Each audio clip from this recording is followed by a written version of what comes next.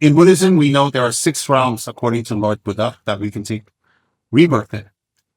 The highest realm is the realm of the gods, then the demigods, then humans, and those are the 3 upper realms. 3 lower realms, Niesung, is hell, hungry ghost or spirit realm, and animals. Then within those realms, there are many, many divisions, many types of hells, cold and hot, different types of spirits, many, many types. All right? Spirits, in general, are beings that have no form. They travel at the speed of thought.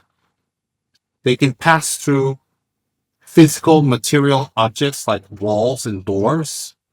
They can fly, they can go underground, they can go inside water, they can appear in the dark, in the day, in the night. They can appear anywhere at the speed of thought.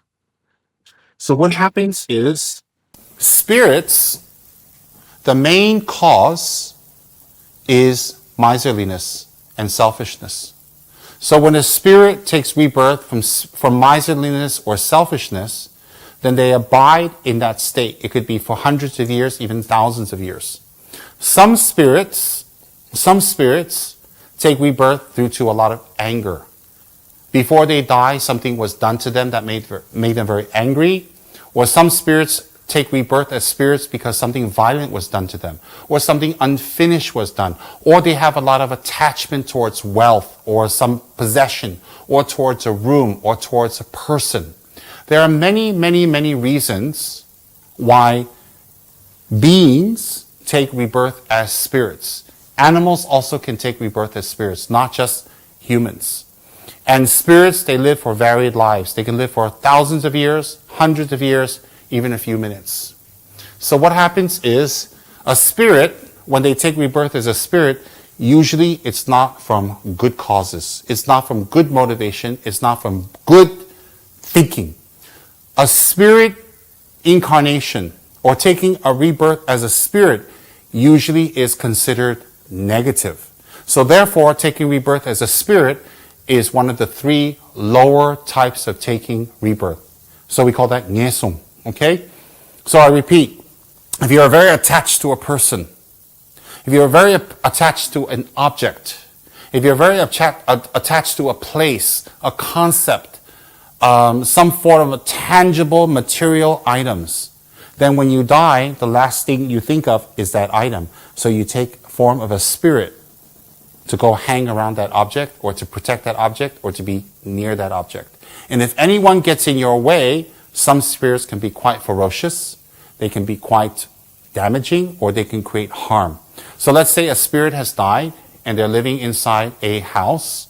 So they feel that that's their house. They feel that it belongs to them and they live there and it's theirs. So if you happen to move in, you can see supernatural occurrences happen because they feel you are invading their space. So what happens is that, how are you invading their space? Because they feel that you're in their house. Therefore, they can disturb you, they can make things move, they can make noises, they can try to scare you, they can try to push you, or touch you, or harm you, or move things, or make sounds. They can do all that to let you know that that's their place. So generally, a spirit is something that arises from negative thinking, negative thought, negative motivation, negative prayers, attachment, anger, unfinished business, and perhaps when a person died violently, or when a person died in a very horrific way, they can return back as spirits. You may think, why do those people who were victims of crimes or victims of horrific situations have to be punished to reincarnate back as spirits? You see, it's not they're being punished by an outer force, or a god, or a Buddha, or a deity. They're not being punished when they take rebirth. The last thought that they had will trigger latent karma to be reborn in various places. So if they have a certain type of thinking at the time of death and they hold on to it very strongly, even if they were victims, they will still return back as a spirit, and some as a harmful spirit. Because it's not the perpetrator of the crime, it is more the attitude of the person who has died or is dying. That's what triggers karma to take rebirth in higher or lower places.